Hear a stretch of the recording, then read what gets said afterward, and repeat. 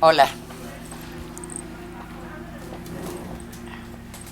Alonso. Ah, ¿este es el mío? Ay, Sí. qué bueno. Bueno, vas a tener más tuyos, pero Ok, perfecto. Do you speak some Spanish, Peter? I wish I did. I don't. Dime si te necesito en algún momento, Leti, quedarme ahí cerca, sobre todo Que para si ayudar a nos las filman eventuales para... No preguntas. sé cómo se hace esto. ¿Qué? Esto de los... no sé qué sea esto. que No, me eso pusieron. no te preocupes de eso. Ahorita se lo Que me regresamos. pasaron papeles y no sé ni qué son. Creo que- Constancias.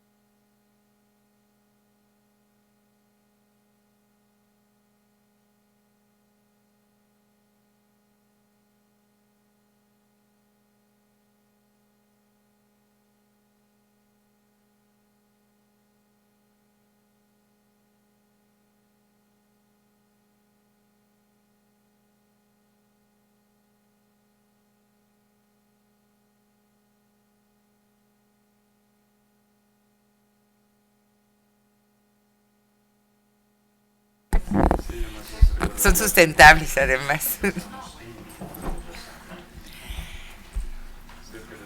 Bueno, buenas tardes. Buenas tardes, no, ya estoy pensando que son tardes. Buenos días. Y gracias a todos por su presencia aquí, a quienes están presentes físicamente y a quienes nos siguen en línea. Nadie tiene problemas con inglés, ¿verdad? Con no entender inglés. Ok.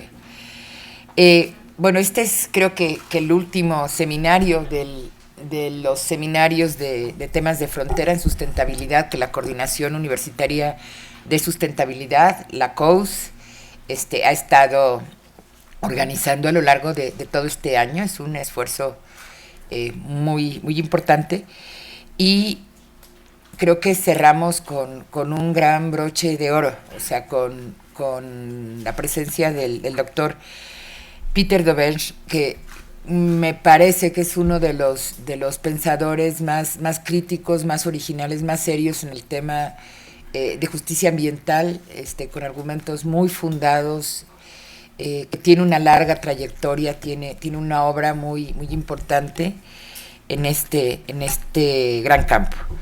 Peter es profesor e investigador de Relaciones Internacionales en la Universidad de British Columbia, en Canadá, en Vancouver. No. Estamos en confianza. Ay, perdón, yo no quería estar en el centro. Gracias.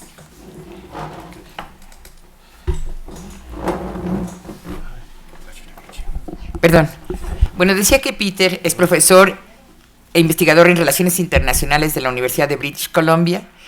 Es especialista en política ambiental global.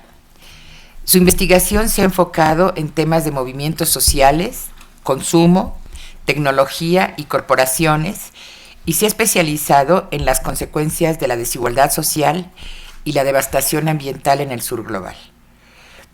Recientemente ha incorporado temas de política de inteligencia artificial, contaminación por plástico, minería industrial, conservación de los mares, cambio climático, seguridad alimentaria, biocombustibles y deforestación tropical. Ha publicado exitosamente libros que son una referencia obligada, como The Shadows of Consumption, Las sombras del consumo, El ambientalismo de los ricos, Protest Inc., Ecobusiness y Vías para un mundo verde, y el último libro, que se llama ¿Destruirán las corporaciones nuestro planeta?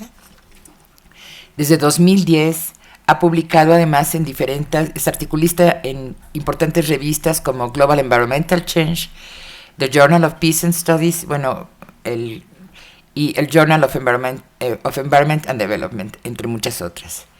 En 2016, la International Studies Association le otorgó el reconocimiento de investigador distinguido en estudios ambientales. Y podríamos decir más, pero agradezco mucho a Peter su generosidad de estar con nosotros el día de hoy, y de haber aceptado estar los próximos 3 días en el Congreso sobre transformaciones ambientales urgentes, que organiza la Universidad Nacional junto con el Earth System Governance Project en la ciudad de Oaxaca.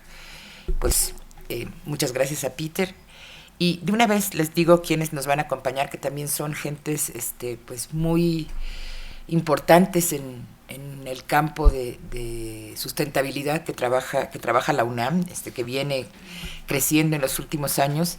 Está por orden alfabético el doctor Alonso Aguilar Ibarra, a quien agradezco mucho estar aquí. Alonso es biólogo por la Facultad de Ciencias de la UNAM y tiene maestría en Economía Pesquera en la Universidad de Portsmouth y el doctorado en Ciencias Agronómicas en el Instituto Nacional Politécnico de Toulouse.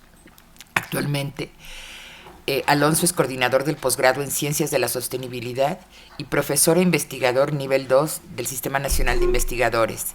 Alonso es académico en el Instituto de Investigaciones Económicas de la universidad. Sus líneas de investigación son economía ambiental, economía ecológica, economía de los recursos naturales, economía y gestión ambiental y vinculación monetaria de servicios ecosistémicos, teoría de juegos y economía experimental aplicados a medio ambiente. Digamos, es además un gran mentor y un gran colega.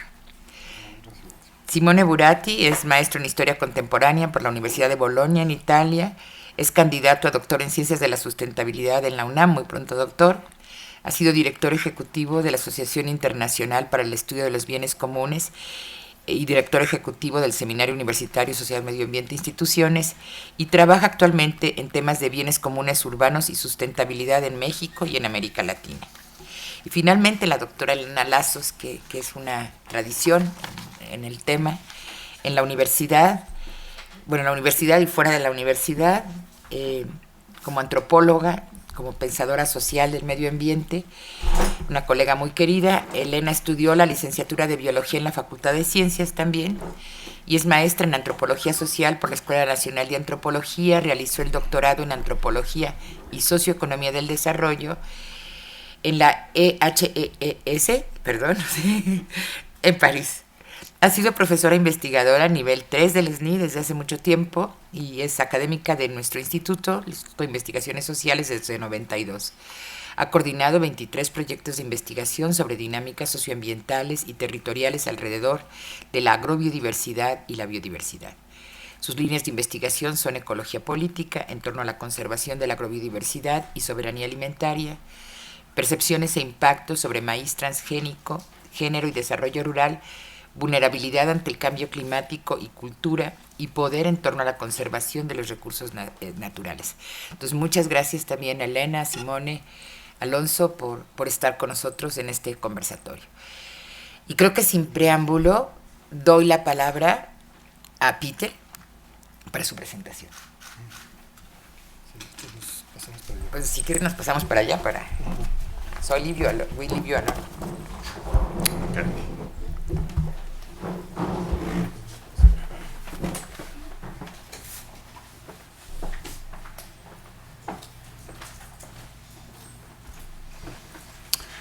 Well, thank you all very much for coming to today's talk. I wanted to extend a special thank you to Leticia for inviting me and welcoming me to Mexico. It's a real honor and treat for me to have the opportunity to present my forthcoming book with MIT Press. As you can see, the title is Genius Squared: Artificial Intelligence and the Future of Sustainability. It's also a real pleasure and honor for me to have the chance to have a conversation with everybody on this panel on my previous book, which was titled Will Big Business Destroy Our Planet? And you may think, gosh, the two books are very, very different, and how are we going to tie this conversation together? But in fact, one of the things that happened when I finished Will Big Business Destroy Our Planet is I came to the realization that one of the most common solutions that we see the international community and especially business propose for our very big global environmental problems, everything from climate change to deforestation to marine pollution, is technology. And so I thought, I want to investigate technology, try and get a better sense of when it is helpful, when we can see technology as a pathway to sustainability, but also I wanted to get a sense of when technology actually can pose risks and can pose dangers. And so I see this book, Genius Squared, as very much a follow-up to the book, Will Big Business Destroy Our Planet? And what I'm trying to get at with this book is to ask big questions about, in particular, artificial intelligence. And I chose artificial intelligence for a variety of reasons. One, it was very personal. For me, I've had a long-standing interest in artificial intelligence. When I was a young, just starting out student at university, my dream was actually not to become a professor of international relations, but I was hoping to become a professional chess player. And I had that dream for a while until I started to play people from the former Soviet Union, and I realized that the Russians were just far too strong for somebody of my caliber. And so I pulled away from that and developed a long-standing interest in watching the rise of chess computers and the game of chess. And so I wanted to come back to that, partly because of this interest that I've had personally. But I also came to decide to focus on artificial intelligence because I came to the conclusion that this is going to be one of the most powerful and important technologies for the world over the next 20 to 50 years. And that in particular, that this technology, artificial intelligence, was going to have very profound implications for sustainability. And so I thought, has anyone written a book like this? I looked around, nobody had. I could hardly find any journal articles looking at artificial intelligence and sustainability. There were companies that were working on this issue, and there were activist groups that were looking at this, conservation groups in particular, but very little scholarship. So I thought, I'm going to pursue this. I've been on a very steep learning curve over the past 2 years, but I hope you feel that I come up with at least some interesting insights, some interesting ideas of how artificial intelligence might impact upon sustainability. I'm going to divide today's talk into 5 parts, as you can see from the PowerPoint slide. I'm going to start with just a very quick overview of the big arguments in this book. Secondly, I'm going to talk about some of the political economy of artificial intelligence. What are the businesses that are behind this? What is the money and the politics that's driving this technology? Then I'm going to look at the prospects for sustainability, then some of the limits and dangers, and then conclusions. And my hope is we can have a conversation, that we'll have some questions on this topic. There's going to be people here who probably know a lot more about how to make artificial intelligence come to life than I do. I'd be very interested in feedback and comments. I also hope we can link this to our conversation very directly on Will Big Business Destroy Our Planet? Because I think this technology, as we're going to see, as I'm going to argue, is going to have a very, very big impact on how businesses function. Oops. Well, let me start with then the arguments in this book.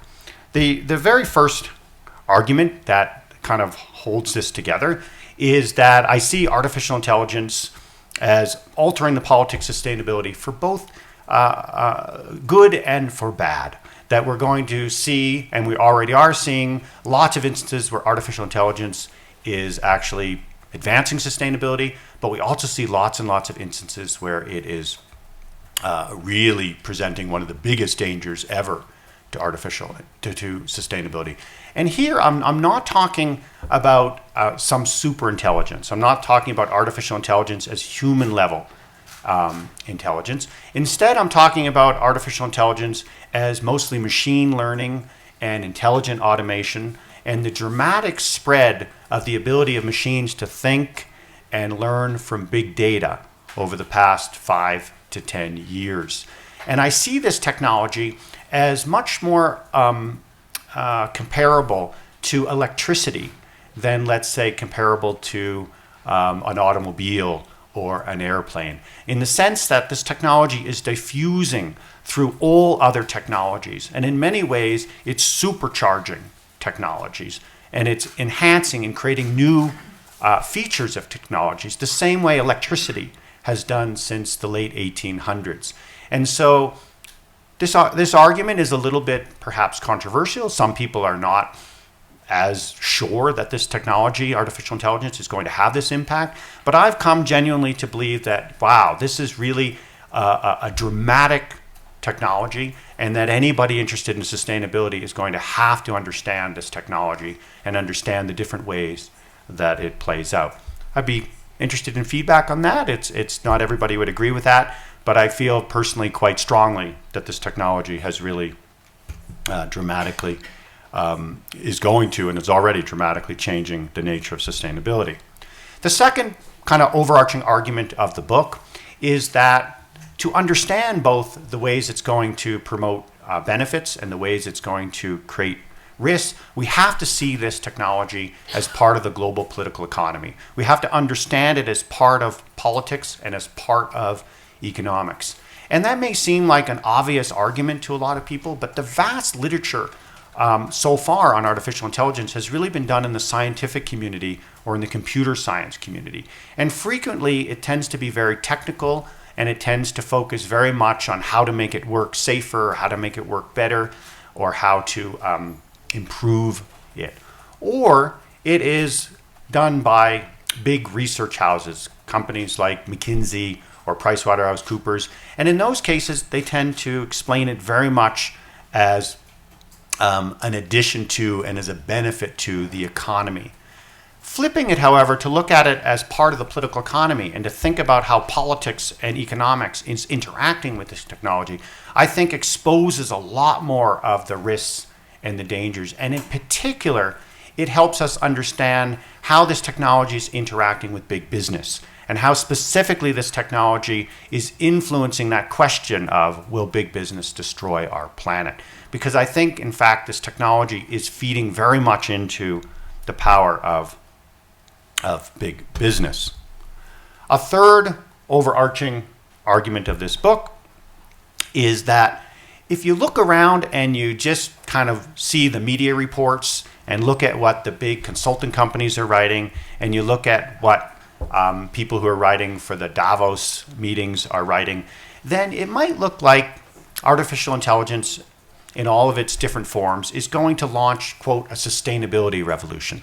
In fact, in a speech a couple years ago, Al Gore, who those of you know is a very prominent environmental activist, very committed to advancing sustainability and particularly action for climate change, he talked about these new technologies of artificial intelligence, of the digital revolution, as a sustainability revolution, as a true opportunity. I agree with that in part. I think there's insights in that. But I think one of the real risks here is that declaring this only beneficial for sustainability overlooks what I see as a very dramatic set of threats that are coming from this technology. And so my fourth big argument is exactly that. There are many limits of this technology, and there are many, many dangers. And in fact, I would argue, and did argue in the book, that often the dangers that we're currently confronting with this technology outweigh some of the benefits. Not that we don't want to pursue those benefits, we do, but these dangers and risks have to be confronted, or we're going to have an even bigger sustainability crisis before long. So the final kind of argument of the book is that the lesson here is, although there's much promise from this technology, we need caution, caution, caution. So that's kind of what I'm going to argue in this presentation today, and kind of take you through how this works. So let me start with the political economy of artificial intelligence. As I said, we really need to understand the politics and economics of this technology to really understand its consequences. And the first thing to know, if you're not following what's been happening in the past decade or so, we're seeing a dramatic rise in the power of artificial intelligence, particularly machine learning, or the ability of machines to learn from large amounts of data. One of the examples that really dramatically influenced me and made me think very differently about this technology was the dramatic breakthrough in the ability of chess computers over the past couple of years. In particular, one computer program called AlphaZero that a company in Great Britain called DeepMind, which was then later acquired by Google.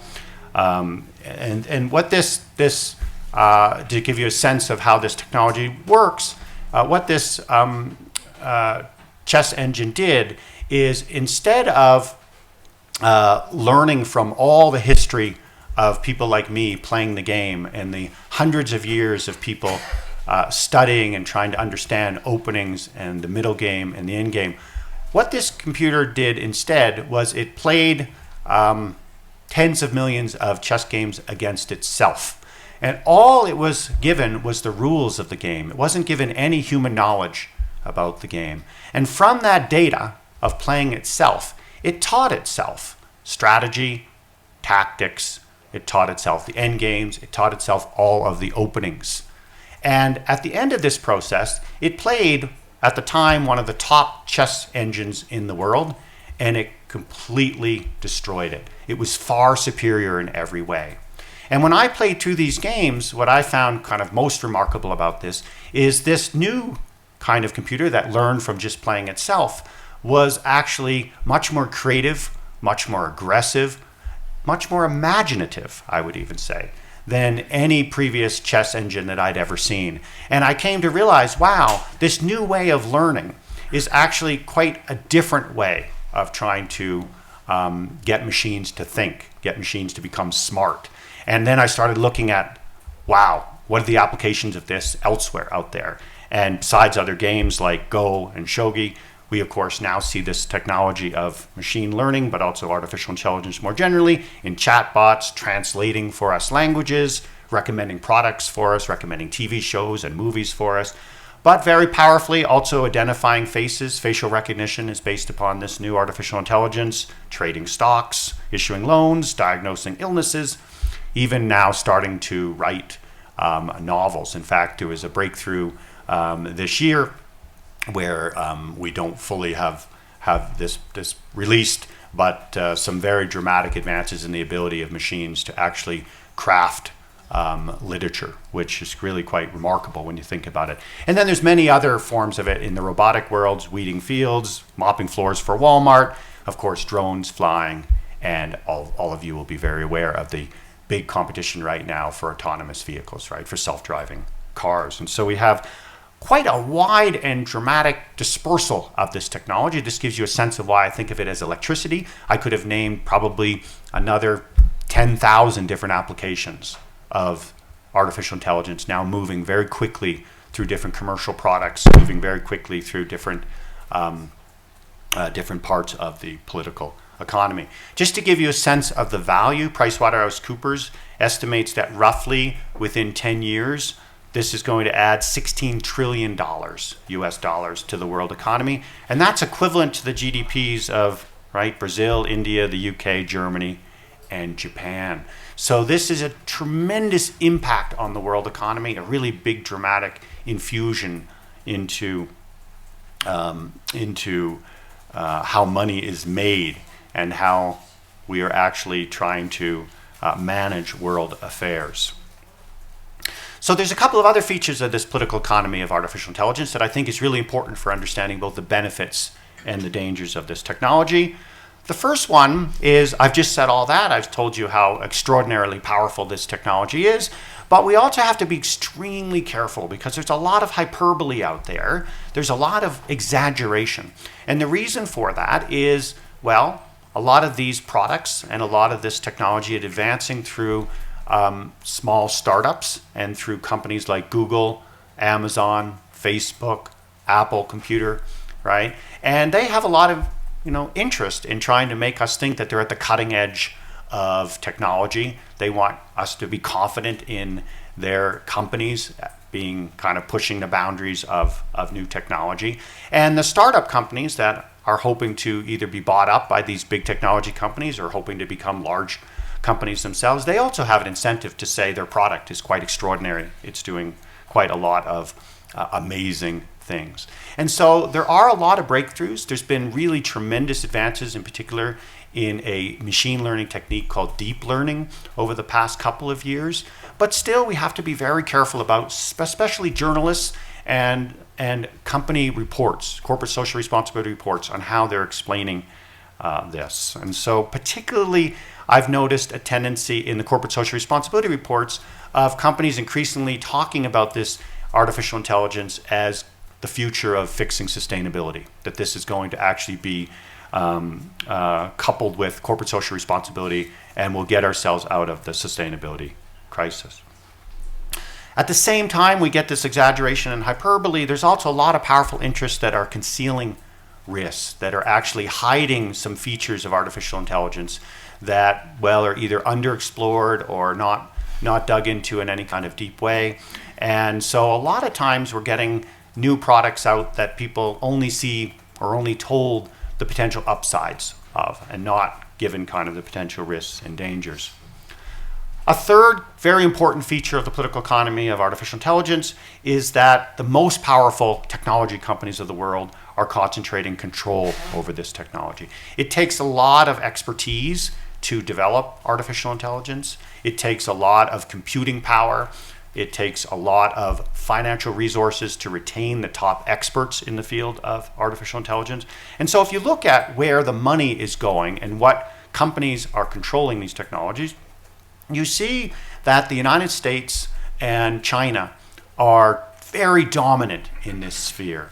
And the big players are the ones that you see on the PowerPoint slide: Google, Microsoft, Apple, Amazon, Facebook, Tencent, and Alibaba. But there's also many smaller companies in the United States and China, and there's many startup companies in the United States and China that are very actively engaged in this technology.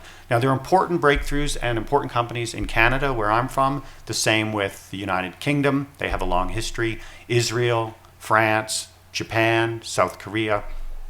I'm not sure about the situation in Mexico. It'd be interesting if somebody has some expertise in that to give some feedback on that. But the kind of big takeaway here is that this technology, because of the extraordinary power of it and also the cost of it, that a lot of the power over this technology is concentrating into the US and China. And PricewaterhouseCoopers estimates that roughly 70% of the economic value from this artificial intelligence is just going to the United States and China.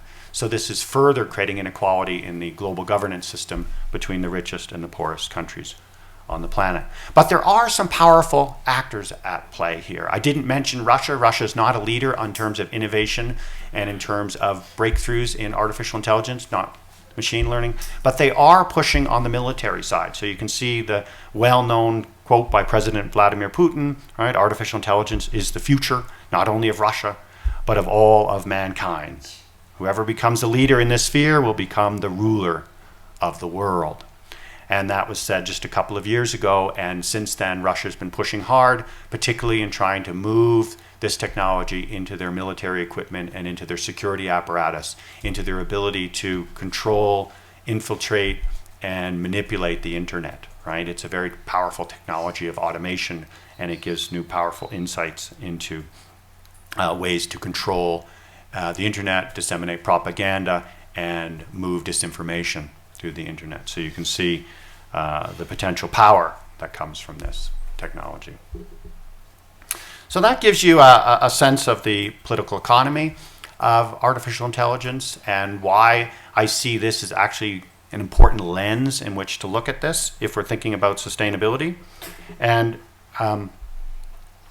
And now let's turn to look at the prospects for sustainability. And one of the intriguing things about artificial intelligence is you can see lots of dark sides to it, but there's actually also lots of exciting things going on around sustainability, things that kind of have captured my imagination, made me feel genuinely excited that, wow, things are really starting to happen in areas that I've been long researching and hoping that we can see breakthroughs. Just to give you a couple examples, in terms of trying to advance knowledge and conservation, machine learning from big data, so taking large data sets and trying to understand, particularly make predictions, try and model things and look into the future. This has become very powerful for biodiversity mapping, for climate modeling, for especially discovering correlations in big data sets. And its predictive power is significantly higher than anything we've seen before.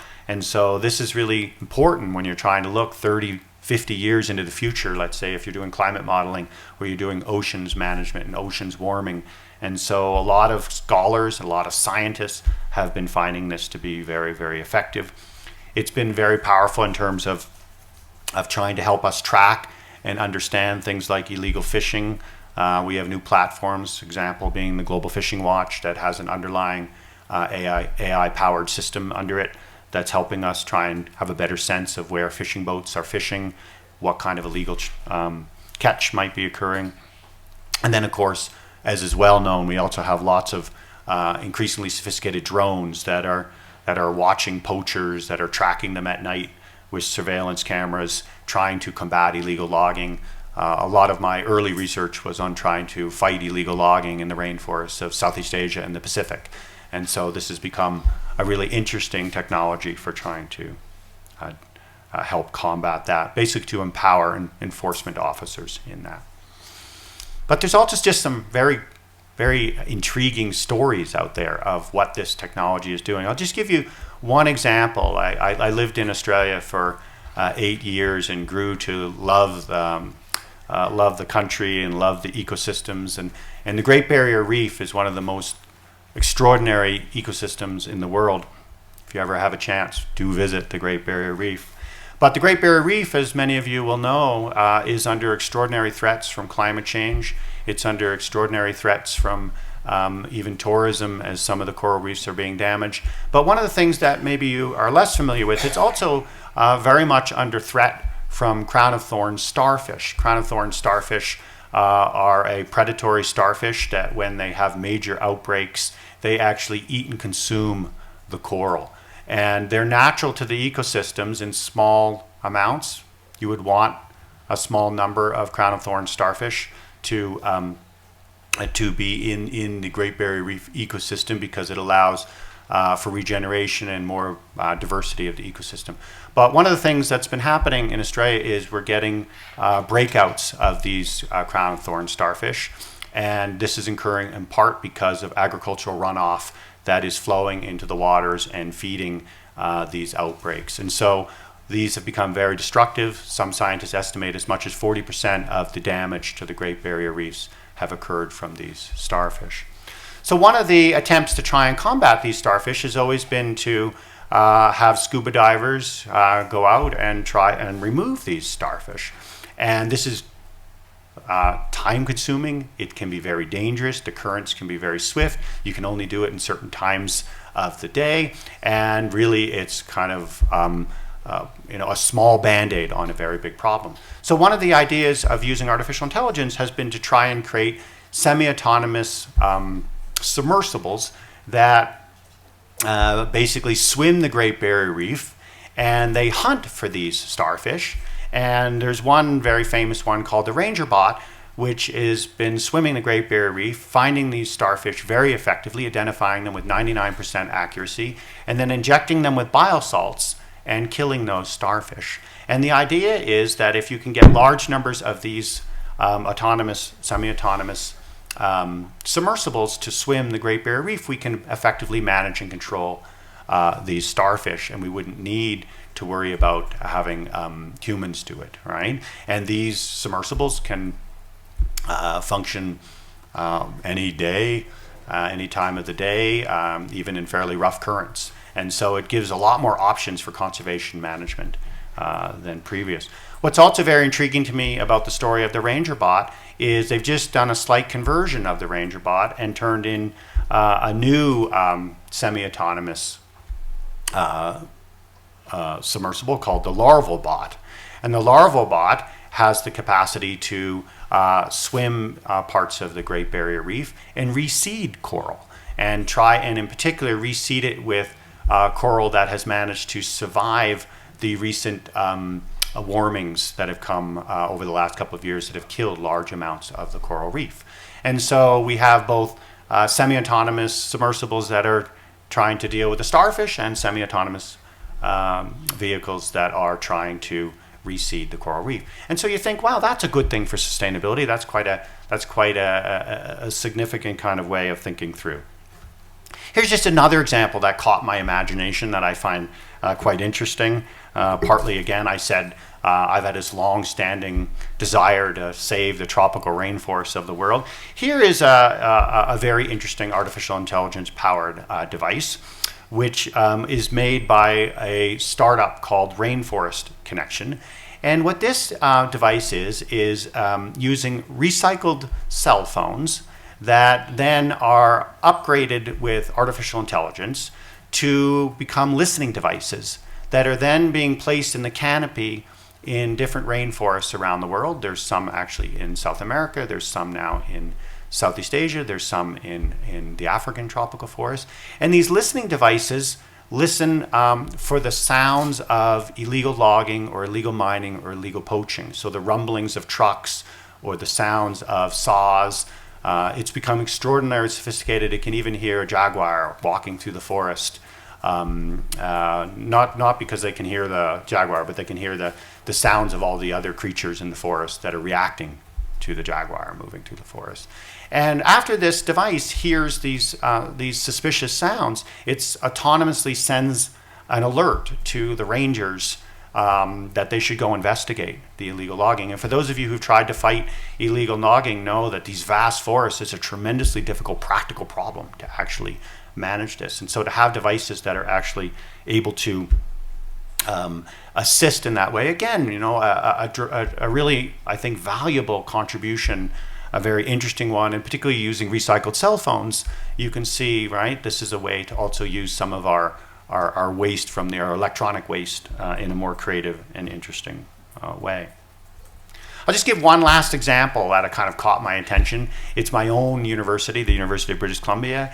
And here there's a group of professors who are working on developing a self-learning and self-driving robotic laboratory.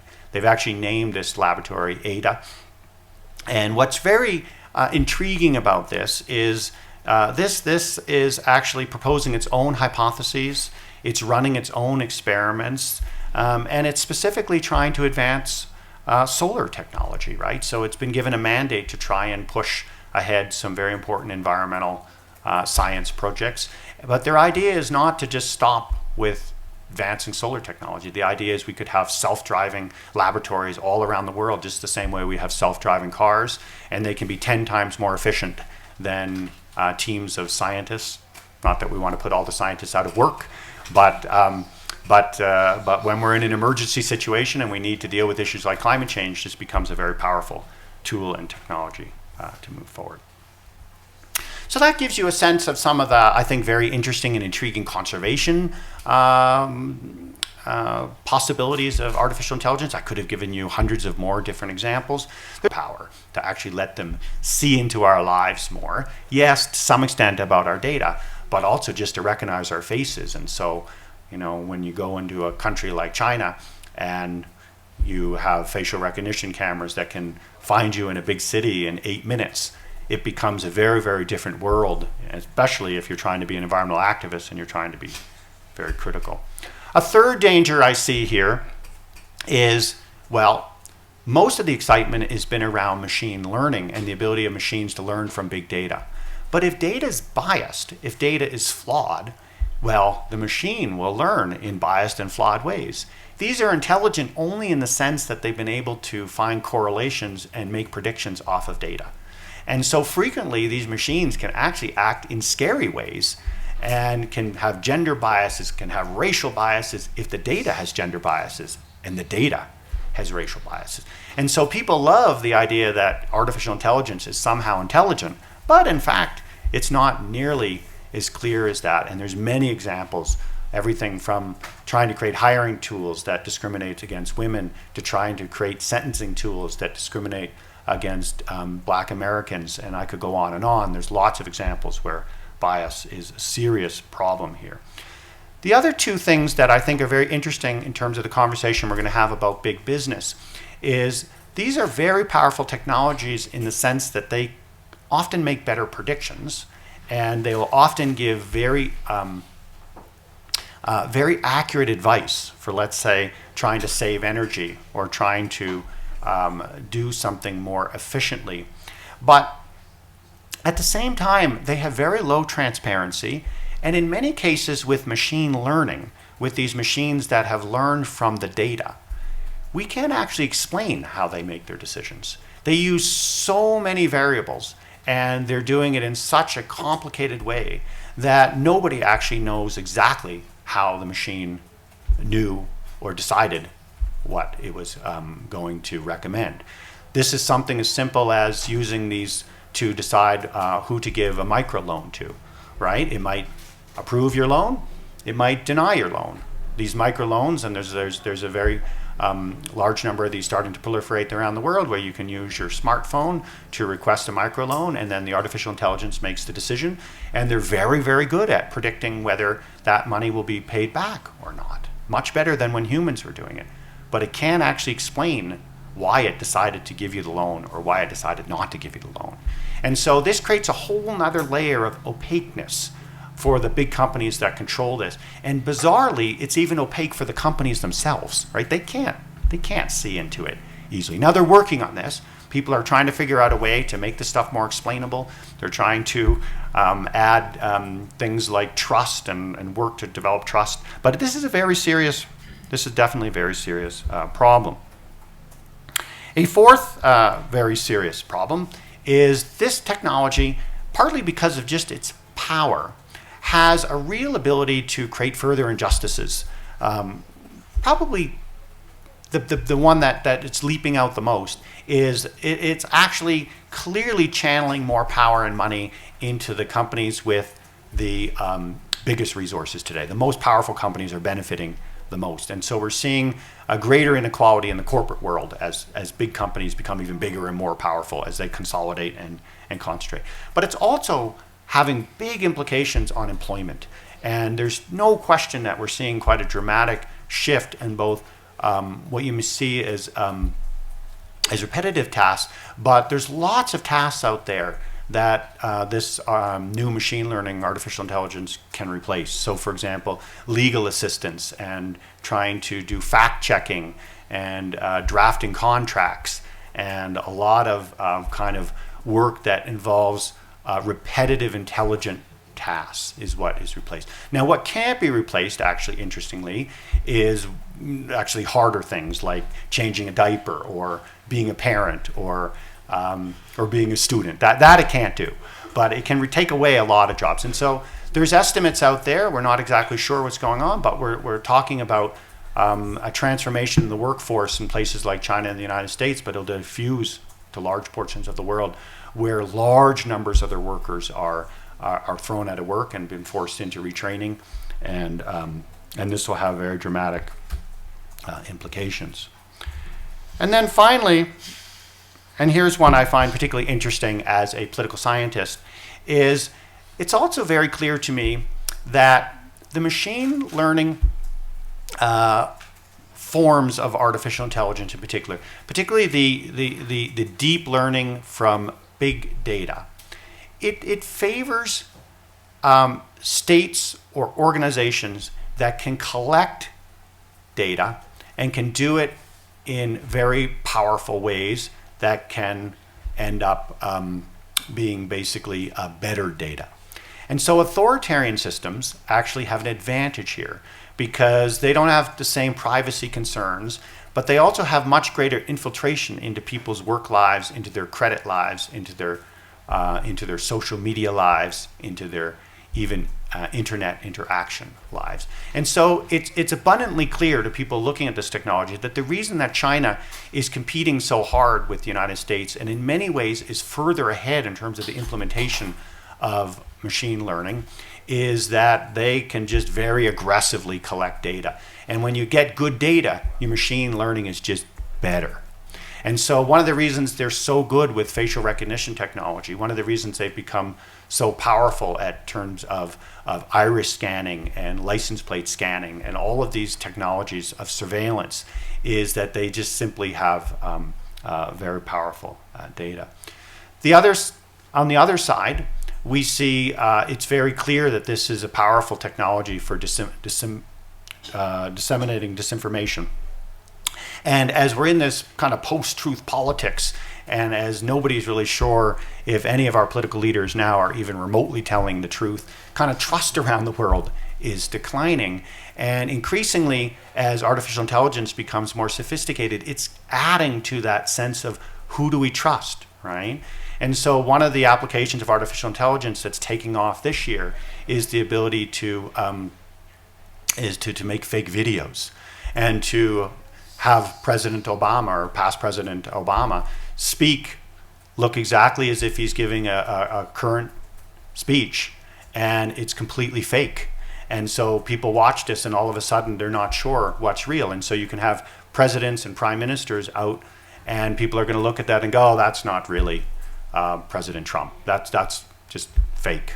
So it's not just fake news, it's fake videos, it's fake images, right? And so this has been around in the pornography industry for a couple of years now, and they've been putting famous movie stars into pornographic filming, but it's now moving into the political sphere. And what's really starting to scare people is it won't be long before it's in the average person sphere, meaning that you and I, could decide we want to make a fake video of a friend of ours speaking, and you can see the bullying and the dangers and all the basically loss of trust that might come from something like that. So that gives you a first basket of kind of dangers. And I know it seems like such an exciting technology, and I don't want to put a damper on it. But there's other dangers here too. One of the ones that the book tracks very closely is this technology is also very clearly concentrating big business control. And so one of the arguments I made with will big business destroy our planet? And those of you who've read the book know my answer is no, not completely. And my big worry with big business is they're focused on profit making, on growth, on expansion, and control, right? They want to, in a world where most things are organized around global supply chains, they want to control those global supply chains. They want to control the inputs that are coming in, the quality of those inputs, but also the price of those inputs. And artificial intelligence is a very powerful technology adding to the control of these big companies. And so we're seeing yet another leveraging point for these companies. Just one example is the right to repair for farmers, right? How can a farmer possibly repair artificial intelligence that starts to go awry, right? And this ends up creating more dependency of more people on these companies, giving them more control deep into their supply chains. At the big scale level as well, I also see this technology is very much empowering militarized states. So I talked about it empowering authoritarian states like China. I should have said at the time that China is also exporting a dramatic amount of this surveillance technology and facial recognition technology, which is AI powered, in case you didn't know that, to other authoritarian countries in the developing world, right? So they've got a vast now export system trying to help other authoritarian states also monitor and control. But this is also a very powerful technology for the United States, and we see a very quick move to use more not fully autonomous military equipment, but semi-autonomous. So drones that do everything, right, but make the actual killing decision, right? We're seeing Russia moving in this direction as well. Lots of semi-autonomous or highly autonomous is what you might think about. Again, reserving the final decision on whether to kill or not, usually to, or leaving it to a military personnel. The same with China. And so we're seeing now an arms race starting to happen between China, Russia, and the United States as they all start to compete for highly autonomous weaponry. What's worrying about that is it's one small step to deciding fully autonomous is the future, meaning that the machines themselves will be making the killing decisions, and that we'll have lethal autonomous machines that are fighting each other but also targeting individuals. Not to give you a horrifying example, but one possibility would be a small bird-sized drone that has uploaded the face of a dissident or an activist that the government wants eliminated. That bird-like drone is sent out and it assassinates the person, right? And it does it once they find the person. No human at the control, right? And that technology is not far off. Now, there's lots of people fighting this, trying to block it in the sense of, can we have an international agreement and not allow this? But what's worrying right now is there's an arms race on the highly autonomous end.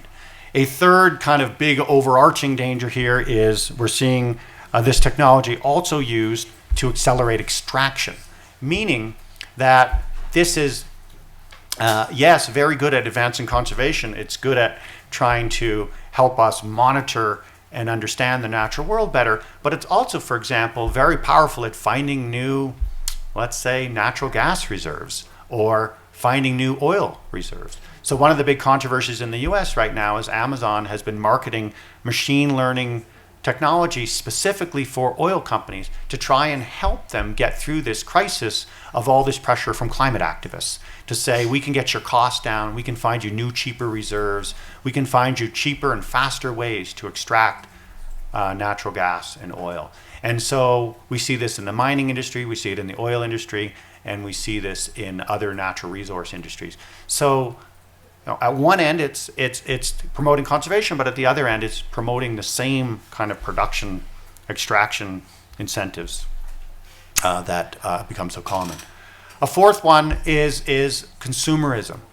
One of the things about this technology is, yes, it's very good at recommending Netflix to us. It's very good when we go to Amazon.com on suggesting products to us. But it's also a very powerful marketing tool. And so one of the fastest places that companies have started to use this technology is targeted advertising and using the data that they're collecting to specifically target and then rewrite the advertising for specific targeted groups and trying to find ways to encourage people to consume more. So I mentioned before that McDonald's has just been investing in buying up and acquiring these AI startups, and people think, why would a fast food company be doing that? Well, they're trying to use the machine learning to automate their drive-thrus so that as people are driving through, they can encourage them through personalized suggestions to buy more food. And it's working. They've actually kind of promoted this, not because they were dealing with sustainability, but they were trying to get investors to have confidence in their company. So they're like, see, we're managing to get people to eat more. This is a good thing. Now, on the sustainability side, they're not going to write that in their CSR report, but on their other side, they are. So we're seeing some very big things that we see in Will Big Business Destroy Our Planet happen, right? More big business control, more extraction, more consumerism. But we're also seeing just simply more shadows of producing and disposing of all of these artificial intelligence products that are out there, right?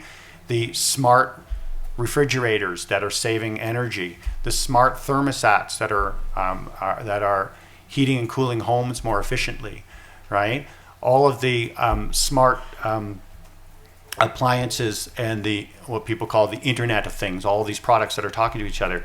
Well, they require things like coltan and cobalt and rare earth elements. And so we're seeing a spike in mining around the world, often in places with dramatically poor human rights records, places like the Congo. And we're seeing, a need for these resources. We're also seeing yet more e-waste happening, right? And so it's adding more e-waste as people quickly dispose of these. And again, back to will big business destroy our planet? One of the very, very clear things about this technology is these companies are also trying their best to make these go as obsolete as quickly as possible, to get us to upgrade, to buy new products. But in fairness to the companies, the research on AI is also moving so quickly that it makes sense to upgrade and replace and get the better, newer technology. And so one of the things is we're kind of getting a double ramping up effect. It's partly planned obsolescence, but it's mostly just the knowledge advances are happening so fast that a smart refrigerator made 5 years ago isn't nearly as good as one made today. And so people are upgrading, and we're getting this massive e-waste problem worldwide. And then finally, one of the things is that I always keep in mind when I think about the shadows of consumption, and I presented that book, The Shadows of Consumption, here, as Leticia mentioned, was my first visit to Mexico. And I've never really felt like we've tackled these shadows of consumption. They still remain one of the biggest problems in my mind. And so one of the examples I've been working on recently, and it relates to artificial intelligence, in that almost all these products use a huge amount of plastics. And if you look at plastics as a whole, right, just that alone, right, from 2006 to 2019, we produced more plastics in the world than all of history before this time, right? You just, wow. And then if you look at what that's meaning for the world, well, plastics going into the ocean set to double from 2010 to 2025. And one of the things that we often hear in the AI world, and it's true, that autonomous vehicles are going to dramatically reduce the amount of automobile deaths around the world, which sit at about 1.3 million every year. Autonomous vehicles are predicted to cut the number of deaths by 90%, right? So a lot of people say that's a big sustainability breakthrough. We don't want to have all these horrible injuries and automobile deaths. That's definitely good. But then if you think, but we need to replace all the cars. We need to get rid of our conventional cars and then get autonomous cars. And then if you look at where's the plastic that's flowing into the ocean coming from, and then you see, wow, car tires comprise 5 to 10% of all the marine plastic pollution right now, right? And there's no talk about, gosh, we may need less cars on the road because we can't have so many vehicles with so many car tires. Oh, and if you're wondering how car tires are plastic, about half of the vehicle car tires now are made from synthetic rubber, not natural rubber, right? So synthetic rubber is a form of plastics, right? So, all right. So very quickly, what are some of my big conclusions in the book? Well, I hope I made it clear in this discussion, right, that as I see it, this is an extraordinarily powerful technology, artificial intelligence, and it's going to transform my field of global environmental politics over the next few decades. I don't see any way around this. If you saw all the different components and you think about what electricity did to the world, I think that even though it's technically hard and sometimes computer scientists write in ways that are not easy to understand, I do think sustainability people like all of us, we have to engage with this technology. It's big. The pace is fast, it's furious, it's accelerating. It is hard to generalize, right? There's lots of good coming from it, lots of not good things. But overall, my argument is it's tending to empower big business and it's tending to fuel capitalism. That's kind of the takeaway for me. And I also feel like we can't just wish it away, right? It's too diffuse and it's too everywhere, right? That's not going to be possible. And there's too many, powerful interests that have been unleashed. There's too much money at stake. There's too many big companies. It's not going away. I would even say we wouldn't want it to go away, right? I mean, the dramatic value for environmental science, which a lot of you are studying, sustainability science, it's very clear that it's innovative, it's advancing things in very creative ways. It can be very valuable for things like efficiency. But the key point for me would be to recognize its limits, right? That it's a technology, and to kind of put the critical political economy hat on and think, we can't get too excited, we have to watch. And that we need to minimize the risks and we need to minimize the dangers. And even something as simple as needing an international agreement to forbid lethal autonomous weapons, right? We can't have weapons with the capacity to decide who and when and where to kill people, right? This is a slippery slope down to complete disaster. But there's many other areas that we need to put in very careful checks around bias and around around prejudice and around injustice and so on and so forth. And so, as I see it, it's kind of vital to fight against this big business, a militarized state that potentially could destroy the planet. And there's the book. Okay, thank you all very much. Wow. Pleasure.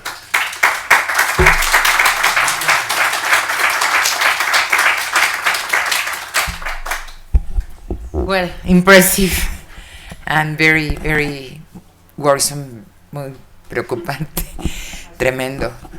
Creo que vamos a seguir sin break para no dispersarnos. Tenemos 3 comentadores, yo creo que nos van a ayudar a pensar esto.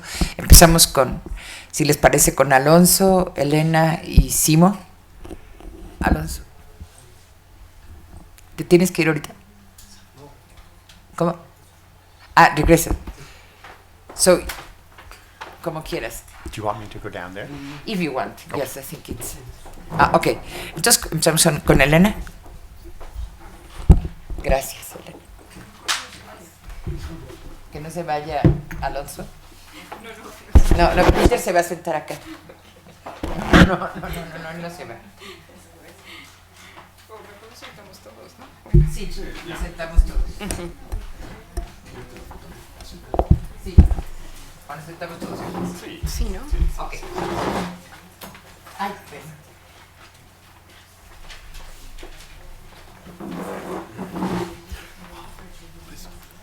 Peter, would you like to join us at the table? Just to No, I think Sorry. es más fácil que él se vea. Sí. I'm happy to Okay. whatever you prefer. Yeah. As you wish. In English. Yo creo que en English, so everybody understands English. Because if not, you wouldn't understand, no? You don't understand Spanish if I speak. I wish I did. Okay, yeah, But I because could if use not, an AI app to have a no? Okay, Not this. we'll give it to you. Well, it was amazing, and thank you very much for your conference. It is really, really, a big experience to have heard it. And I feel not so bad now. You know, I'm an international group, and they are doing all and very excited about machine learning and really going through a lot of literature. And I was saying, well, okay, and what will it give us? Well, a lot of literature. It will be 2,000 articles or chapters, and that will be great. And I said, but what are we looking for? And then I was suspecting that I will prefer to have my 25 good literature, but I know exactly where they are coming from and that I can go deep into it. And I thought, there's a generation gap that I am really not into, so excited about machine learning experience. But now I think, no, it has a positive thing and also a negative thing, no? Because who is controlling the literature? What literature are we looking for? Which are the books or the articles that are into there and not the other ones? And in Latin America, we have been fighting for it, no, in the sense of not only like that Amazon is citing our works or academia or no, so Redalic, no, that it's in Latin America one of the best consortia, no, of magazines, of books that are giving us no other type of literature. And so, well, so it's not only a generation gap. Well, I will focus only in 3 aspects that I think they will be very important to consider in what I work. It is about small agriculture or family agriculture. And what I was thinking about, what I read about your articles, and it was, eco-business can solve sustainability, and now you said it again, that we forget about other alternatives. And I think that is really dangerous and high risk. And I think that now all this smart agriculture is really taking a lot of power, at least in this course. And then, of course, when I said that we forget about other alternatives, will be, well, then this agroecology, no, we can laugh about it because it will be like, you know, it needs so much time, it needs so much labor, it needs so much, really like political consortia that it is almost, a very difficult thing to go through. So, and that we are creating big expectations about it, but perhaps then, a phase to the big smart agriculture, then it wouldn't be no way or no future. But when we start to think about it, then it's where is the control of the seeds, where is the control of the fertilizers, and then we will say, well, yeah, of course, all this machine, even for industrial agriculture, the seeds have to be perfect, the perfect size, the perfect form, And when we come with the peasants and they are selecting their own seeds, and well, there are one big ones and then are red, and there are other ones that are a little bit fat, and well, then it's the heterogeneity that it's the characteristic of agriculture, ecology. So in this sense, every time we need, in order to nourish, the smart agriculture, then we have to forget about our seeds, forget the other alternatives of fertilizers, and then more and more the control is over the big companies. And I think that for agriculture it is a big, big menace. The other point was about the eco-business gives the way to go. This is the only way that we can follow, And I think that when it comes also to small farmers, it becomes a great problem. And I will only put like two examples. For example, Nestlé, that since 25 years ago, they started with all the production of organic coffee or organic cocoa. And then afterwards, of course, it was all the fair trade that it was developed. And we could say, yeah, it was a great thing. It was fair prices for small agriculture, for small farmers. But then we start to think, who puts all the conditions of even the organic coffee? And if really our small farmers are obliged to follow, but all the requirements that they have to put into it. And then afterwards, who is controlling fair trade? Because at the beginning it was Max Havelaar, in Europe, and it was a great thing about Max Havelaar. But now we know about all the consequences and the control of Max Havelaar. So if you are not having the signature and the certification of Max Havelaar, you are losing a lot of market and a lot of prices. So then one thing that we thought at the beginning that it was great, that it was the fair trade. Now we are saying that it's more constraining, and it has put much more limits to the small agriculture or to the small farmers, and they have to be really in the career or in a very quick pace to follow, in order to fulfill all the requirements of Nestlé organic coffee, organic cocoa. And the other point that that you came to in these conclusions, about, of course, all these great powers and giving more power to the companies that are completely minimizing the risks and dangers. Sometimes because we are only like putting an emphasis in the big possibilities or that we are recognizing the big benefits, we are always minimizing the risk and dangers.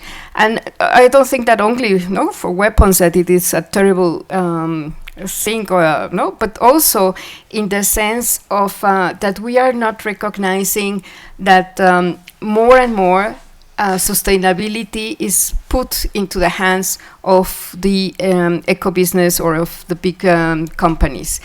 And then, of course, there is a demobilization, no, of society, because if we are always thinking that technology will be solving the most important problems of sustainability, then there is a kind of demobilization, and it's a social saying of, well, if technology is going to solve it, then what is the case of the social movements fighting for other alternatives for our planet? And then we have to think quite a lot of that.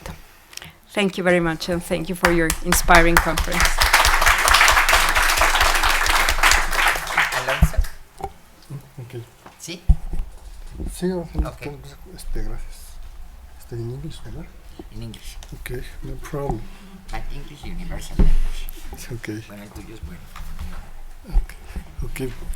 First of all, thanks very much for the Commission for inviting me to be here to share some thoughts. Thanks to Peter for these very insightful ideas that make me remind me of debate that took place many years ago about the globalization dangers, maybe about 20 years ago. I remember there was a very strong debate on the dangers of globalization. And I remember a book from Peter from Krugman, who was trying to convince people that globalization was not the problem. It is more a problem of governance. Mm-hmm. And this fact is important because with these new ideas about the artificial intelligence that Peter has brought in, it makes me think about that the big problem is about, on the one hand, governance, and we have to understand governance as like a triangle where the government, citizens, and big corporations are intertwined, because there is no point in blaming one of the sides of the triangle. It's not a point blaming big corporations or the government, because this is a very complex issue that has to be solved from the three parts of it. On the other hand, there is the cost of technology transfer. I guess that a very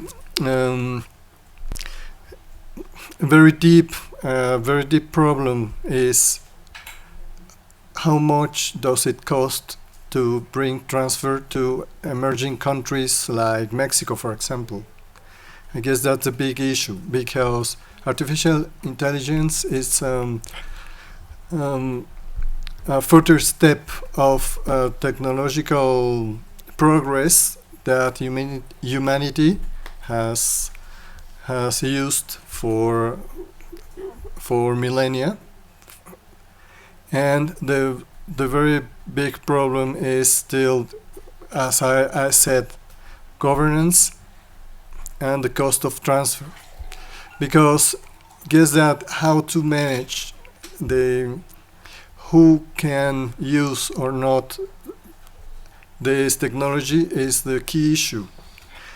Peter told us very clearly that artificial intelligence can be used for the good or for the bad and on environmental problems, and it is for us humans to have a strong governance institutions that help us to lead the right ways how to use that technology.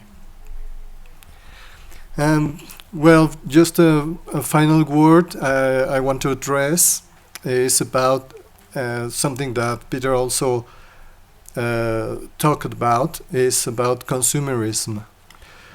Because the role of consumers has a big role in decision making for sustainability problems. Many management instruments for environmental problems have been focused rather on the production side and less for the consumers.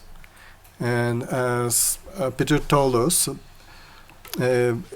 e-waste, but not just e-waste, but plastic also, it's increasing, and it's a result of how are we consuming and how are we behaving towards the consequences of our choices. I guess that's what I wanted to say right now. Thank you very much. Gracias a nuestro Simone. Well, thank you, Peter, for your presentation. I'm going to just give a little bit of context of, I guess, why you were invited here, because now it's been 3 years since we started a seminar on, we call it at the beginning, governance, but that word doesn't match to the head of the university, so we had... In fact, our rector told us that he didn't understand what governance meant, and if he didn't understand, the people wouldn't understand, so we had to be more clear. So we started, 3 years ago, we started a seminar that was basically guided by Leticia, and we had to sort of talk all the problems we had here in Mexico. And at the beginning we didn't know, but at the end we turned out to present all the problems in Mexico to the candidates for the presidential campaign last year. So I think that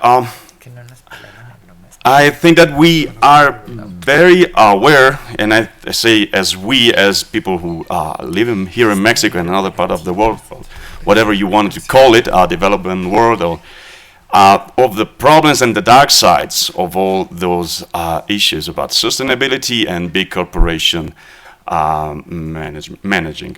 So I really appreciated the book that is that we focus on about big business, big corporations. And on the introduction, I wanted to just decide and read what I think I really see inform your work. And I think it's very important because it's not very often that you can see that kind of clear statement. You say, for me, sustainability is the quality of advancing social justice without irreparably degrading ecosystems or harming future life. And I do not see this as a condition the world will one day attain, but rather an ideal that political systems need to strive for constantly, like those of liberty, freedom, and justice. So I want to just ask you, what, in your opinion, based on this statement, what do you see here now that you are, it's not your first time, but now that you are here in Mexico, and I'd like to have a little conversation about that, about all those sides, all the dark sides, the consequences that we see on first hand. We just not here, only here in Mexico. The news that 2 days ago, in Brazil, another activist was killed. And during these 3 years, we talked a lot about that, about mining, agriculture, water. So all those issues were very strong issues here. And I say that because reading your book, I read another part of another statement of yours was about, well, the positive consequences of, let's say, you say there is some evidence of traditional mining, timber, and agri-food companies offering more benefits to communities in developing countries, such as funding schools and medical clinics. Which is, I mean, we know that, but we also know that there are a lot of more difficulties that we are aware.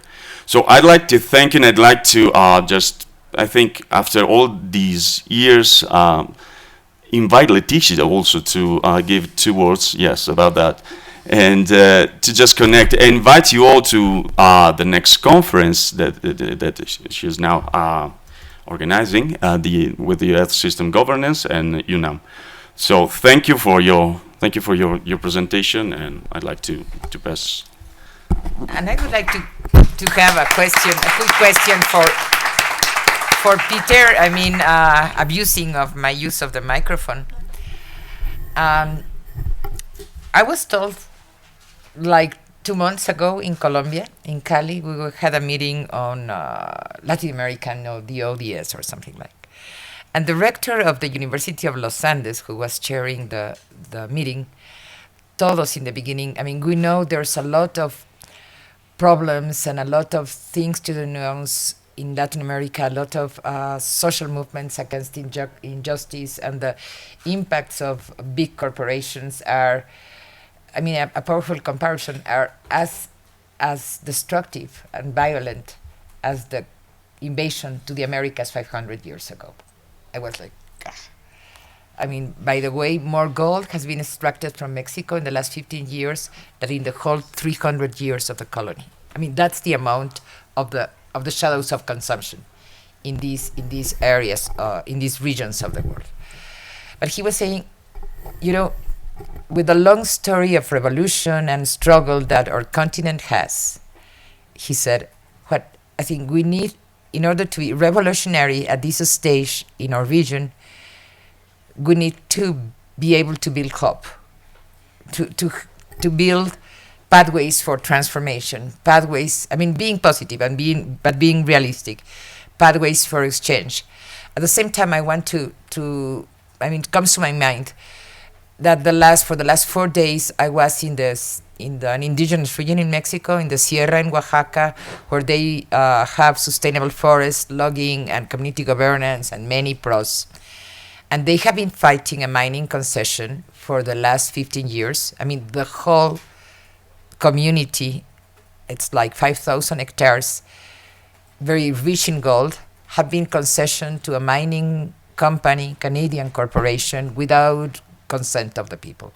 And after 15 years of fight, I mean, last week, they won the battle in the Supreme Court of the nation. So it's like, So I mean, trying to be positive, which could be some pathways for change that comes to your mind for the regions, for these regions of the world where the shadows of consumption, which are everywhere, but are even harder, and the shadows of artificial intelligence will be more unemployment, I mean, inequality. I mean, Latin America is the most unequal region of the world with the longest colonial history.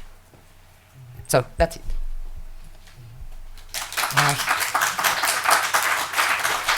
So it's do you want to answer? There are other questions. I think it's important for our audience to take part. Yeah. Sí.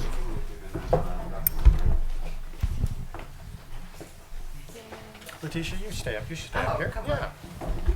I'll just sit right back here. Okay. Yeah. Yes. Thank you for. Thank you for your conference, and thank you for yours. A ver, si quieren en español yo le puedo traducir, si es más fácil para okay. que sea más cómodo. Bueno, tengo la pregunta en Nada más inglés. despacito. Y fuerte. How sustainable development and artificial intelligence can work together, in specific in Mexico?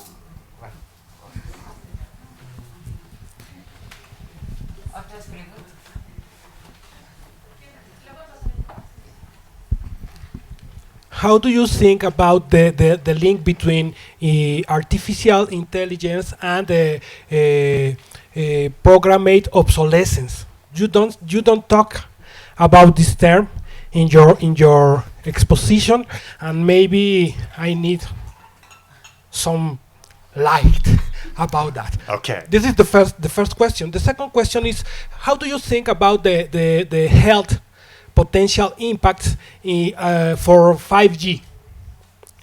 For 5G, la tecnología 5G, for 5G technology, in terms of iPhones.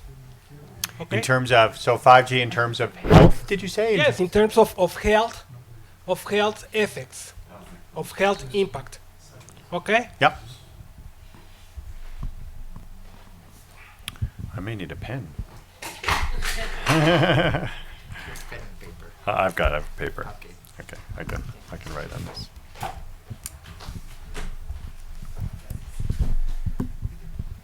Okay, I just want to be very quick on my question.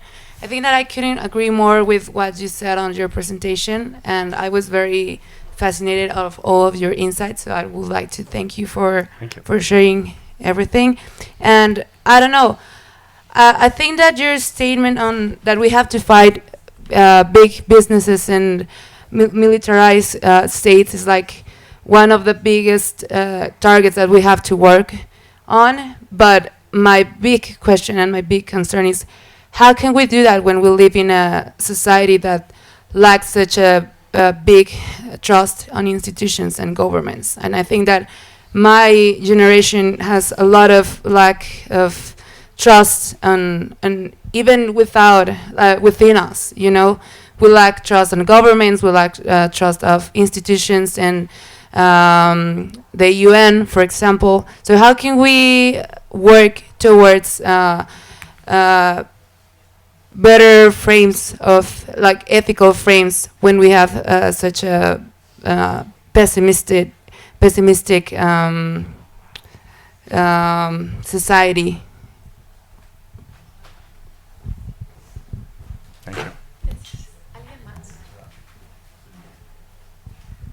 Felicitaciones por estar hablando y entendiendo y reflexionando sobre este interesante y necesario tema. Yo tengo una pregunta.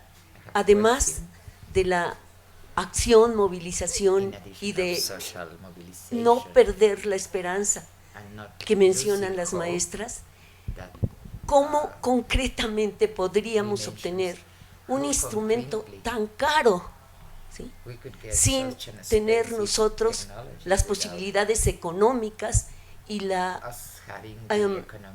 fuerza de una agrupación que pudiera verdaderamente mantenernos continuamente en esa tarea?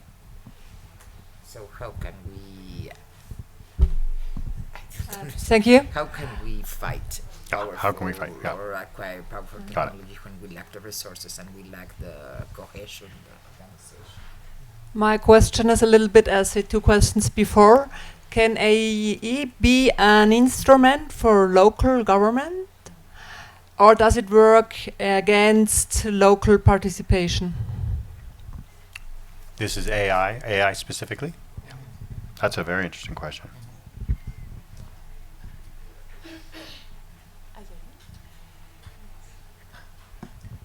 Perdón, yo quisiera hacer una última, bueno, no sé si sea la última, pero una pregunta también. ¿Qué potencial hay por parte de los movimientos sociales o por parte del público en general de contribuir en el desarrollo y el uso de herramientas, por ejemplo, de software libres, de este tipo de herramientas que pueden también ser una respuesta, aunque no tienen todos los recursos y el potencial de las grandes empresas? En términos de transparencia de información, no sé, en algún momento dijo Wikileaks, con todas sus consecuencias legales, de desarrollo, como sea, de software libres, y en qué manera como instituciones las universidades podemos ser parte, ¿no?, de ese desarrollo tecnológico a favor de los otros, ¿no?, de las empresas o las corporaciones internacionales. Good. Excellent.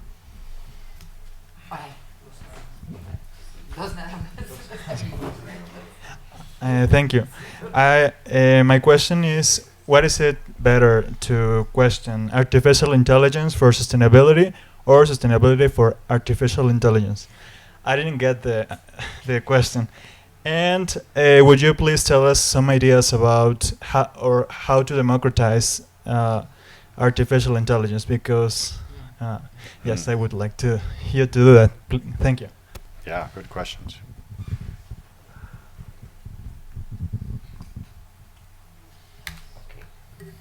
Okay.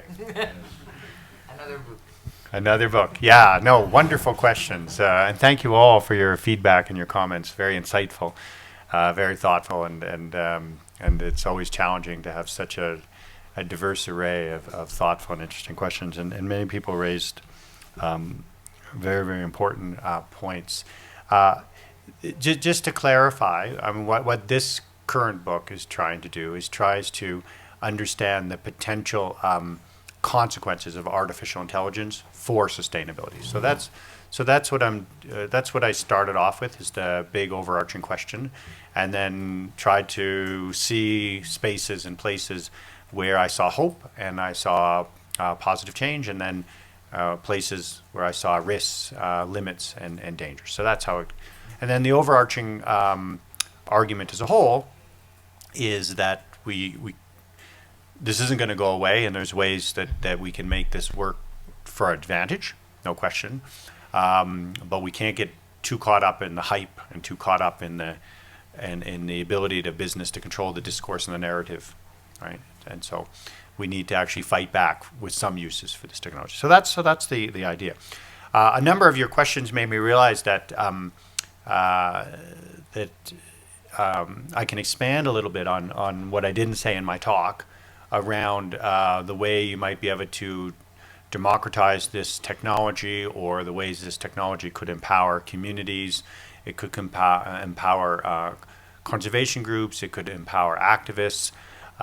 Because one of the things that's very interesting about this technology is, yes, it's under the control of the world's most powerful technology companies, and the ability to innovate in it is in the hands of a very, very small number of people, because it's extremely technically difficult to do, right? So those people are very well paid, and they tend to work at the biggest companies. However, there's also lots of potential for community groups, for activists, particularly scientifically oriented conservationists, to use the free software, to use the libraries that some of the companies have made available to us. That includes some of these big technology companies. So one of the interesting things is Microsoft and Google have both tried to offer community groups opportunities and even provided some funding. So Microsoft has something called AI for Earth, and they actually provide seed financing for universities to work on innovative ways to apply AI technologies, and they've been funding all around the world different innovative groups, everything from tracking biodiversity to trying to promote better health conditions, diagnose diseases. And so one of the things that's interesting about this technology is it, yes, it's under the control of these big mega corporations, but the applications and uses of it can actually be bottom up. And so there's lots of possibilities for this to be used for good, right? And there's even ways to leverage some of the sustainability commitments of these companies to push them to support that, right? To democratize it, to give access to it. There's also efforts by some different groups to also not share applications of this technology that they consider to be dangerous, which is also quite interesting, right? So let's say there's concerns about the ability for this to automate and author fake news. So there's been some attempts actually by the big companies to not have that become freely available, right? And so it's probably best thought of as kind of more of an interaction, bottom up, top down, and finding space in there for bottom up, including I would put universities in that space, right? There's lots there. And so one of the things that I think sometimes gets lost when I get super excited about my arguments in these books is, interestingly, I actually am quite an optimist about what's going on right now more generally in global environmental politics. And I would include AI in that, but my concern with AI right now is it's kind of under the radar, and most people are understanding it as just a magical technology that does good. And so I wanted to get people thinking critically about this technology. But one of the things is, I think, I don't have empirical evidence for this, and it's kind of but I think there's actually something starting to happen worldwide, a burbling uprising, partly in reaction to the climate emergency, partly in reaction to youth and young people saying that we've been studying this global environmental crisis since kindergarten, and it's time for the adults to act and do stuff, and they're going on strike and they're pushing back. And so I'm kind of a strong supporter of Naomi Klein's argument. I don't know if you know her work. She's a Canadian author. She's written a recent book called On Fire. She talks about there's 3 fires burning right now in the world. There's one fire is the real fires that are just burning down the forest and burning down the world. Then there's the fires of some governments and many big companies. They're the arsonists that are lighting the fires. But then she has the good fire from below, and she sees this uprising around the world right now of grassroots activism and bottom-up pushback. And so I'm kind of with that. I think there's something happening. And part of that might grab the good parts of AI and make that help, right? But I also think it's very important to keep being critical, right? So that's why I keep being critical, because I think the uprising has to still, I understand some concerns about Greta Thunberg and that why aren't other voices being heard? She's being heard so much. I get that. But at the same time, I admire her, right? She speaks her voice and she says things in a very hard-hitting way that's, that we need to hear, right? And we need to hear it from a 16-year-old, right? That it's just, yes, it is just that simple. People need to start, reducing the amount of greenhouse gases going into the atmosphere. It's just that simple, right? So I like that. So I feel optimistic about that. So that's kind of an answer to can we democratize? Is there a way for civil societies to grab hold of this? I think yes, right? There's lots of potential there. To another set of questions, one of the things I didn't say in my talk, but I thank you very much for highlighting it, is for me, you can't have sustainability without justice, and you can't have justice without sustainability. That they're absolutely inherently the same thing. And so one of the reasons I frame, for example, I have a whole chapter in this book on AI, which looks at the real and serious potential of AI to create new kinds of war. And for me, war is a terrible threat to sustainability, not just devastating ecosystems, but devastating societies and destroying human cultures that we need to be vibrant for sustainability, right? I have a whole chapter on the powerful ways governments are strategically cooperating with arms dealers to disseminate surveillance technologies to repressive regimes around the world. And those regimes are using that to monitor and target activists and are leading to these killings of activists that have become so common in some parts of the world, right? And so for me, again, it's a very critical sustainability issue that these terrible injustices are happening to indigenous communities, and that people are being forced off their land, and that there's extraordinarily unequal distributions of money happening in the world right now, right? With just the top 1% of the world having just a stunning amount of wealth, a new wealth creation. The top 10 billionaires of the world will get more wealth creation in a single year than the bottom half of all the world's population. Insane, right? In a world where we're saying we don't have enough earth resources for everybody, Why we let so much accumulate to the top, right? So for me, you have to have justice, and you have to always put that lens. And so one of the things that that I tried to do when thinking through the prospects and limits of AI is to think about the times when it might promote justice. It might help small farmers. It might be good to have free apps, for example, and have the ability of farmers to quickly identify diseases, and have farmers be able to figure out who they might be able to sell their product to without middle actors taking off profits. And so there's lots of ways that at that at that small scale, lower scale level, I see lots of great opportunities for opportunities to promote the justice of farmers and promote the justice of communities and help protect. So thank you for that as well.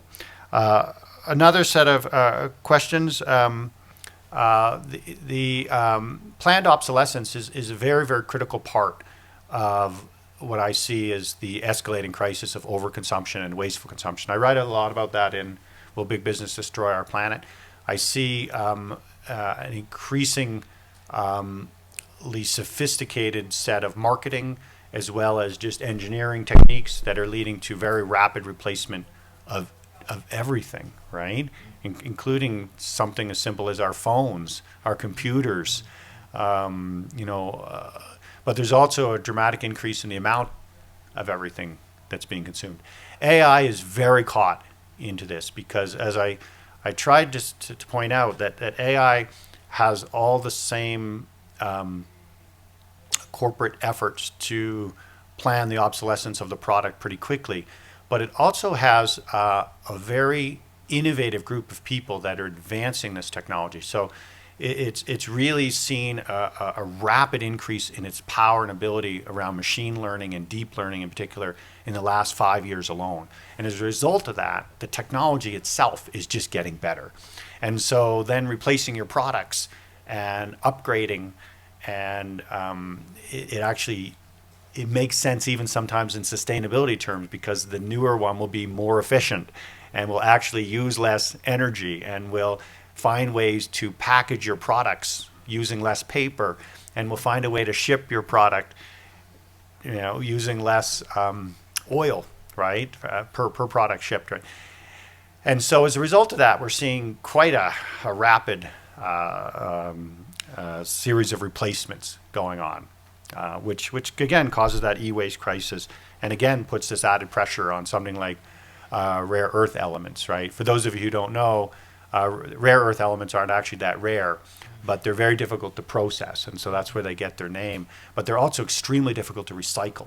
So basically every time we need these new elements, we have to go find new places to extract. And for a long time, China had control of the rare earth elements, but it's now diffusing worldwide. Cobalt, coltan as well. These things are not easy to recycle, et cetera, et cetera. And then lastly, I kind of touched on everything. I did just want to say a comment about health more generally around sustainability, and my sense that people are actually absolutely central part of sustainability. One of the areas where AI is particularly powerful, in my opinion, and where I feel a lot less critical about it, is its ability to help individuals and community doctors diagnose diseases and provide medical support for poor people around the world. It is very, very good at predicting diseases and basically giving a best guess, the same way a doctor would, of what your disease is. But sometimes it's even better than you would get, particularly in a small community. But it also has the capacity to diffuse that to very remote villages, and especially help the local healthcare provider. So the way it works best is in cooperation, and so a healthcare provider has basically an AI-powered diagnostic tool that it can use to figure out diseases. The other area that it's very powerful is it can be a predictor and help contain the spread of things like Ebola and the Zika virus and things like that. And so there's lots of ways this technology can be good for human communities, particularly around getting better medical treatment worldwide. Did I answer everything, Leticia? I think yes. Well, thank you. Another book. No, another 3 books, Leticia. Okay, I may translate some. Okay, I would love you to translate my books. If anyone wants to translate my books into Spanish, I would be absolutely thrilled. What did Leticia? Did you mention? I wasn't sure, the Diego Rivera painting that I had on the shadows of consumption. Did you mention that to everybody? No. So I should say. And I wonder why. So I should say my 2008 book called The Shadows of Consumption. I had the extraordinary privilege of putting a Diego Rivera painting that's on the Bank of Mexico on the front cover, and I was able to get permissions to do that. I've never been able to get another permission to put another Diego Rivera, but I love his paintings, and it's what first got me an invitation to come to Mexico, so it was a tremendous thing. So for my future books, you translate them and then get Diego Rivera paintings on all of them. Let's see other painters. Oh, other painters? Yeah. Okay. Francisco Toledo. Oh, would he be good? Oh, good, okay. So,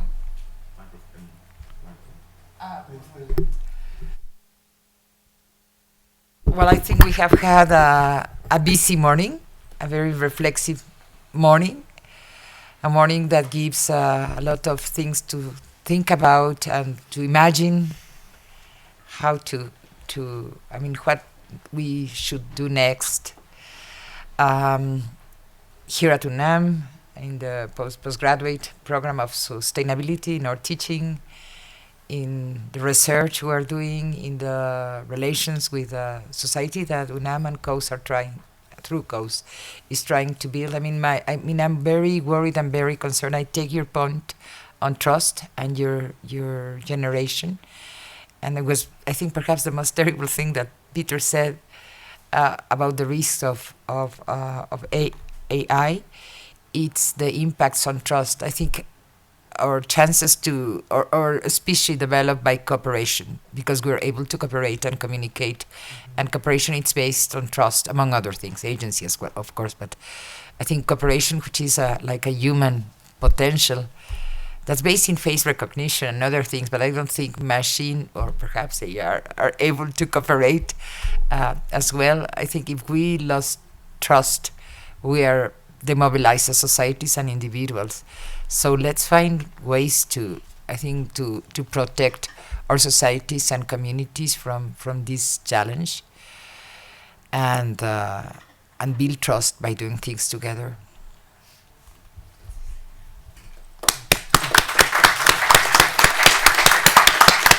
Muchas gracias, Peter. Muchas gracias a todos. Y pues nos estamos viendo.